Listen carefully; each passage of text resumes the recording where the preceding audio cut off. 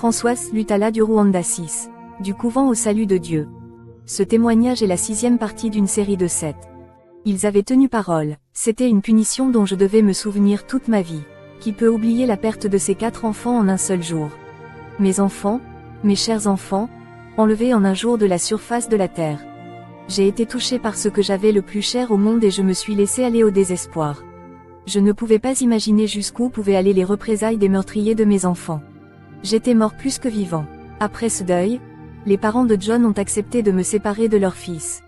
Ce fut pour moi un grand choc de perdre, en moins d'1 an, ceux qui étaient les plus chers au monde. Mon mari n'a pas immédiatement obéi aux ordres de ses parents, mais il a fini par céder. Le harcèlement provoqué par les démons, et d'autres difficultés, ont finalement eu raison du peu de résistance qui lui restait. Une nuit, John est parti pour ne pas revenir. Plus tard, il s'est remarié, mais je sais qu'il m'aimait toujours. Il a commencé à boire et à fumer excessivement. 3 ans après sa séparation forcée, il succombe à une maladie pulmonaire. Même si je n'avais pas encore reçu le salut de Dieu, je lui avais pardonné. Je savais que ce n'était pas la faute de John s'il avait fui le harcèlement des démons. Je ne voulais pas qu'il lui arrive quelque chose de mal. Au service du mal. Maintenant que j'étais abandonné à moi-même, les démons ont pu trouver en moi un champ d'action favorable. Sachant que je n'avais plus grand-chose à perdre désormais, les démons changèrent de tactique à mon égard. Ils sont devenus courtois dans leur manière de communiquer avec moi, parfois même gentils. Ils m'ont utilisé de plus en plus pendant cette période. Je suis devenue leur femme. Les mauvais esprits ne peuvent pas se reproduire. C'est ainsi qu'ils appellent toujours les êtres humains à se reproduire et à mener à bien la grande campagne de séduction de l'humanité organisée par Satan. L'union entre un être humain et un esprit maléfique donne naissance à un monstre, mi-homme mi-animal. Ces esprits ne peuvent périr que carbonisés, par la puissance de Dieu. Cependant, les anges déchus ne périssent pas de cette façon.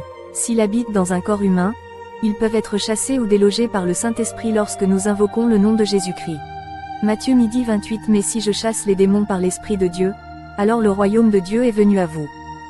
Restée seule à la maison, je suis devenue l'épouse de plusieurs démons. 2 à 3 fois par semaine, je donnais naissance à ces enfants monstrueux. Je les ai nourris en 2 ou 3 jours, et cela leur suffisait. Ensuite, je me suis occupée des autres. Je vous raconte ce que j'ai vécu, pour exposer ces choses au grand jour, pour la gloire de mon Sauveur. Jésus-Christ est venu détruire les œuvres du diable. Or, la plus grande œuvre de Satan est de nous éloigner de Dieu, de nous empêcher de connaître Dieu et son Fils Jésus-Christ. Si un être humain était entré accidentellement dans la pièce où je me trouvais, il n'aurait pu voir personne d'autre que moi, alors que des légions de démons s'affairaient autour de moi. Tout ce qu'un visiteur a pu voir, c'est que j'avais des seins gonflés comme ceux d'une femme qui allaite. Je ne me suis pas lavée, j'ai été lavée. Je ne cuisinais pas, je ne faisais pas de marché, je ne le faisais pas pour moi-même. Je ne savais pas d'où venait la nourriture. Pouvez-vous imaginer une femme avec des cheveux tressés ou mangeant de la nourriture invisible? Mais c'était mon cas. Ô mon Dieu, que ma bouche continue de louer ta grandeur, ta force et ta toute puissance, pour toujours et à jamais. Amen. Exhortation. Bien-aimé, tu dois savoir que les satanistes et ceux qui pratiquent certaines sciences occultes utilisent un vocabulaire différent du nôtre. Par exemple, les bars, les discothèques, les salles de danse, les hôtels, etc. sont leurs magasins. Je ne vois pas certaines personnes qui se disent chrétiennes prendre ou tenir des débits de boissons, des hôtels, des boîtes de nuit, etc. C'est insensé. Si Dieu nous permettait de voir ce qui se passe dans notre univers, je ne suis pas sûr qu'il y aurait beaucoup de gens courageux pour se promener en plein jour à certains endroits. Il se passe beaucoup de choses que Dieu, dans son amour, ne veut pas que nous voyions. Imaginez un énorme crapaud uriner dans le verre d'un consommateur dans un bar, alors qu'il croit qu'on lui sert à boire. Le consommateur ne voit rien de ce qui se passe dans l'invisible. Comment réagirions-nous si nous voyions d'énormes orangs-outans voler dans le ciel en plein jour? Tout le monde fuirait. Ces choses se produisent réellement. Louons le Seigneur d'avoir caché ces choses à nos yeux. La visite de mon père. Pendant tout ce temps, aucun membre de ma famille n'est venu me voir, même s'il savait tout ce qui m'était arrivé. Mais un jour, mon père est venu me rendre visite. Je ne sais pas si quelqu'un était allé le prévenir.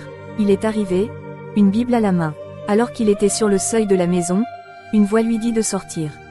Alors qu'il essayait, perplexe, de comprendre d'où venait cette voix, il fut frappé à la tête et tomba. Mon cœur me fit très mal quand je vis mon cher père se relever avec difficulté en me regardant avec étonnement. J'étais assis dans un fauteuil et j'ai commencé à pleurer. Dès l'instant où j'ai vu mon père sur le pas de la porte, je suis resté sans voix. Il m'était difficile d'émettre le moindre son. J'avais envie de lui crier pour l'avertir de ne pas m'approcher, mais je restais silencieux. De nouveau, la voix d'un démon tonna alors qu'il parlait à mon père. « Sortez, c'est un ordre, sortez d'abord, jetez ce que vous tenez dans votre main, et dites ensuite ce qui vous amène ici. » Mon père est retourné à la porte. Une fois dehors, il tourna la tête dans ma direction, puis regarda sa Bible.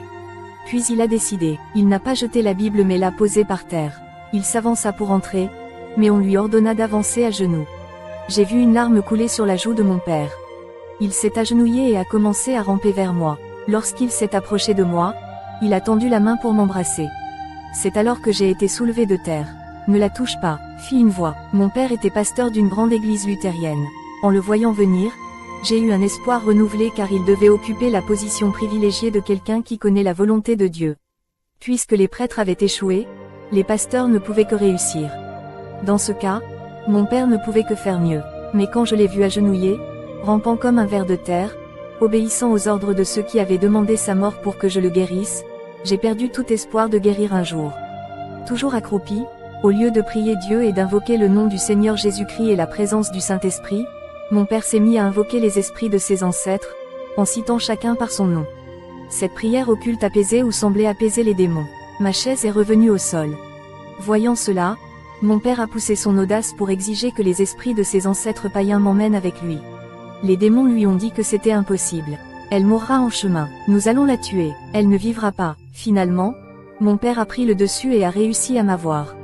Si les mauvais esprits qui me retenaient captif ont cédé aux exigences de mon père, c'est parce que les esprits qu'il avait invoqués étaient d'un rang supérieur au leur. Ils avaient plus de droit sur moi, à cause des liens du sang et des liens familiaux. Mon père avait continué son monologue jusqu'au soir, et les démons avaient relâché leur emprise sur moi, au point que je pouvais bouger facilement. Après m'avoir ramené à la maison, mon père a convoqué le soir même les membres de la famille pour statuer sur ma situation. Chez le sorcier Kandelungu. Dans notre société, les femmes occupent la deuxième place. Il existe donc une longue liste de tabous pour les femmes. Certains vont jusqu'à ne pas admettre les femmes dans les pratiques traditionnelles. C'était le cas du sorcier que mon père avait contacté pour faire exorciser sa fille bien-aimée. Dans un premier temps, et pour faire monter les enchères, le sorcier a refusé de s'occuper de mon cas, tout simplement parce que j'étais une femme. Il n'avait jamais soigné une femme. Il dit, « Nous amener ici une femme est une insulte envers nous. » Mais il ajouta, « Cependant, compte tenu de votre position respectée de pasteur, je suis disposé à vous rendre ce petit service, à condition que vous ayez les moyens d'apaiser les esprits irrités par cet affront. En plus de l'argent, vous devrez apporter 12 chèvres. » Le lendemain matin, on m'a donné à boire dans un bocal. C'était une drogue car après l'avoir consommée, tout mon corps s'est affaibli et j'ai perdu connaissance. J'ai été déposé inconscient dans un trou d'1,50 m de profondeur, 1,80 m de long et 50 cm de large. Le trou était recouvert de troncs d'arbres, de branches et de feuillages, puis de terre au-dessus. Un grand feu a été allumé sur ce trou, alors que j'étais à l'intérieur. Un groupe de danseurs se tenait autour du feu. Entraînés par des tam-tams, les danseurs se sont lancés dans une danse rituelle endiablée. À ce moment-là, le maître des lieux, le sorcier, entra en scène. Il est sorti de son laboratoire, une boîte construite un peu à l'écart des autres. Il est apparu en dansant et s'est approché du trou couvert dans lequel j'étais, inconscient. Après avoir effectué quelques pas de danse rituelle autour du feu, il enfonça sa lance dans le feu. Un cri jaillit du feu, et, lorsqu'il sortit sa lance de feu, elle était toute trempée de sang. Le sorcier s'écria, « Un de moins !» et il se remit à danser. Il enfonça une seconde fois sa lance dans le feu. Un deuxième cri jaillit du feu, et il sortit à nouveau sa lance tachée de sang. Heureux de constater l'efficacité de son art, il s'exclame, « Deux de moins !» Puis il lança en direction de mon père, « Nous les aurons tous, les persécuteurs de ta fille, leur sang sur ma lance est bon signe. » Le vieil homme se remit à danser. Lorsqu'il voulut enfoncer sa lance pour la troisième fois dans le feu, un cri retentit de nouveau, non pas dans le feu cette fois, mais dans l'assistance, parmi les badauds qui couraient pour l'occasion, au feu. Brûle, convergeant leurs regards dans la direction indiquée par le spectateur, les assistants virent que la petite boîte d'où le vieil homme était sorti plus tôt était en feu. Les flammes ont eu tendance à se propager à d'autres habitations. Avec une rapidité étonnante pour son âge, le sorcier se dirigea vers les flammes. Il s'est presque brûlé, Mais il a été retenu. Il n'a rien réussi à récupérer de sa boîte en feu. L'incendie était toujours maîtrisé, malgré la perte du laboratoire et de tout son contenu. Les autres maisons ont été épargnées. Lorsqu'on lui a demandé qui avait mis le feu au laboratoire, le vieil homme en colère a expliqué que ce n'était pas un homme qui avait mis le feu à sa maison, mais les esprits qui s'étaient révoltés parce qu'il avait accepté de soigner une femme. Sortez votre copine d'ici et partez. Vous m'avez tué, je suis mort, je ne veux plus vous voir. Va-t'en. Toujours inconscient. Je suis sorti du trou et j'ai été emporté. Bien qu'il n'ait pas honoré son contrat, le sorcier n'a rien restitué à mon père, ni une chèvre, ni un seul centime. Le fait que mon père ait été chassé ne m'a pas donné d'espoir. Les démons se sont moqués de moi et ont ricané. Ils n'arrêtaient pas de me répéter que c'était eux qui avaient le dernier mot. Pour eux, si je voulais obtenir le salut, je devais décider de tuer mon père. Après ce dernier échec, je savais qu'il ne me restait plus qu'une chose à faire, me suicider. Je me suis dit, puisqu'ils n'ont pas le courage de me tuer, je le ferai à leur place et mon père sera épargné. Ce n'était pas du stoïcisme de ma part, mais plutôt un amour paternel. Puisque j'ai tout perdu, préserve-en autant que quiconque est encore en vie. En route pour la Tanzanie. Je réfléchissais à la manière de réaliser mon plan diabolique, mais le Seigneur avait une autre destinée pour moi. Le jour où j'ai décidé de m'empoisonner, mon père est venu me dire qu'il comptait m'emmener en Tanzanie au plus vite. Selon un communiqué de la radio tanzanienne, il y a eu un grand réveil spirituel dans ce pays. Le Seigneur y accomplit des miracles comme au temps biblique. Les sourds entendaient, les aveugles recouvraient la vue, les paralytiques marchaient et ceux qui étaient possédés par des esprits impurs étaient délivrés par la parole de Dieu. Mon père m'a dit, j'ai décidé de t'y emmener dans une semaine, ma fille, nous allons profiter de cette semaine pour nous préparer. 2 jours avant notre départ, un parent a amené une femme chez mon père et lui a demandé de raconter son histoire. Elle l'a fait sans qu'on lui demande. Papa, je ne sais pas si tu me reconnais, c'est moi qui étais fou, et qui me promenais à moitié nu dans ce village. Depuis notre visite chez le féticheur, nous n'étions pas retournés à Lubumbashi, nous avions retraité dans notre village natal. Il y a moins d'une semaine, une nièce mariée à Kasongo, chef-lieu de zone situé à 90 km de Shabunda, notre village, est venu m'y chercher. Le pasteur de l'Assemblée de Dieu de Kasongo avait invité un couple d'évangélistes de Kinshasa. Ce couple prie Dieu d'une manière originale. Par exemple, il chasse les démons au nom de Jésus. Plusieurs démons dans mon cas ont été délivrés par la prière de ce couple. Personne qui l'avait amené m'a informé de votre intention d'aller en Tanzanie. Je n'ai pas hésité un instant à venir vous voir, je vous dis d'aller plutôt à Kasongo. Si vous acceptez d'y aller, je suis prêt à vous accompagner. Certain que le Dieu de ce couple délivrera votre fille comme il l'a fait pour moi. Les démons ne voulaient pas que j'aille à Kasongo. Ils m'ont dit qu'ils feraient tout ce qu'ils pouvaient pour m'empêcher d'y aller. C'est comme ça qu'ils ont paralysé mes 2 jambes, m'empêchant de me lever. La sœur m'a porté sur son dos et nous avons pu continuer notre route vers Kasongo. Nous étions un groupe de 6 personnes. Mon père, mon cousin, 2 cousins, la femme qui nous avait annoncé cette nouvelle et moi. À la maison, les déplacements se font à pied. Non pas que nous manquions d'infrastructures routières, mais nous ne pouvions pas nous permettre d'attendre une voiture, étant donné la rareté des véhicules dans cette partie du pays. Poursuivant notre pénible marche, nous nous sommes arrêtés pour nous reposer dans un village, après avoir marché au moins 20 km. Nous avons rencontré une femme qui venait de Kasongo.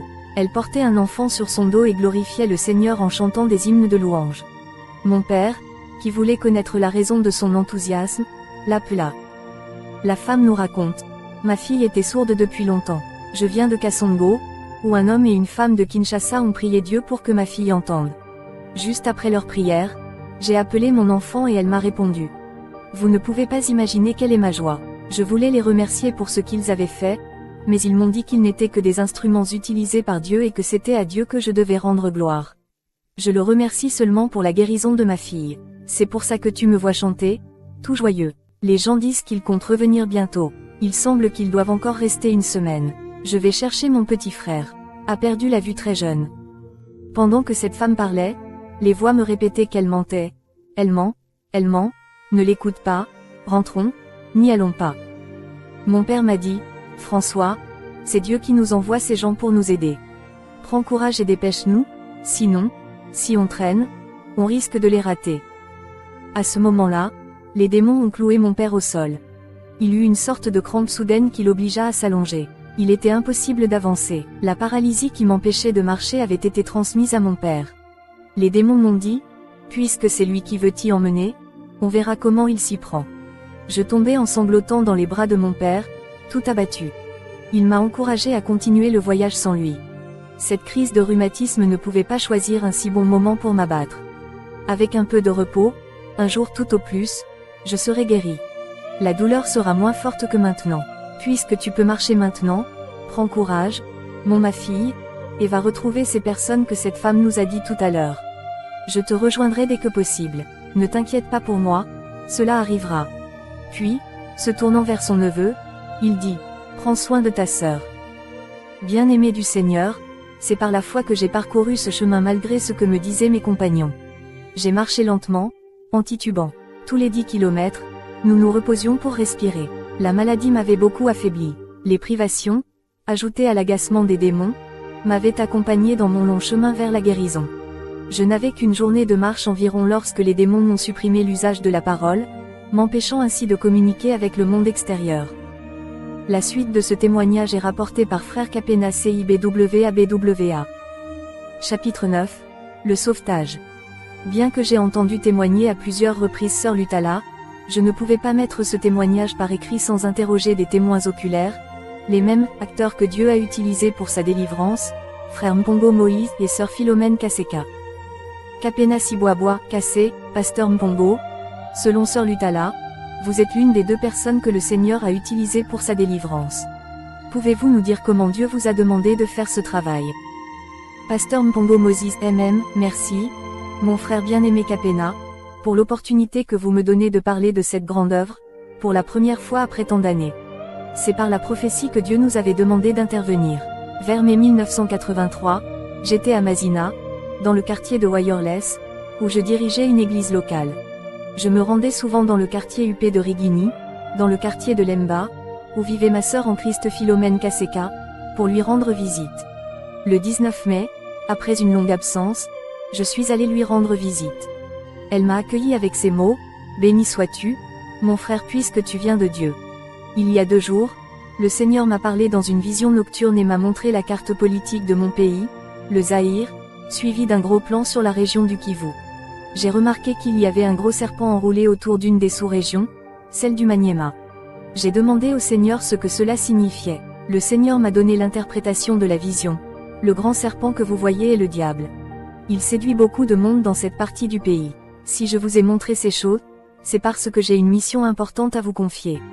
Descendez à cet endroit pour glorifier mon nom. J'ai répondu au Seigneur, mais je suis une femme. Ta parole m'interdit de prendre autorité sur un homme. 1 Timothée 2h12, il n'y a pas que les femmes dans cette sous-région. Le Seigneur m'a dit, tu n'iras pas seul, et dans 2 jours je t'enverrai mon serviteur, Mpongo Moïse. Ce sera un signe de moi. Fais-lui payer son titre de transport. J'ai reçu ce message le 17 mai. 2 jours plus tard, comme me l'a dit le Très-Haut, vous voilà après avoir disparu je ne sais combien de temps. Suivant, Françoise Lutala, 7 du couvent au Salut de Dieu.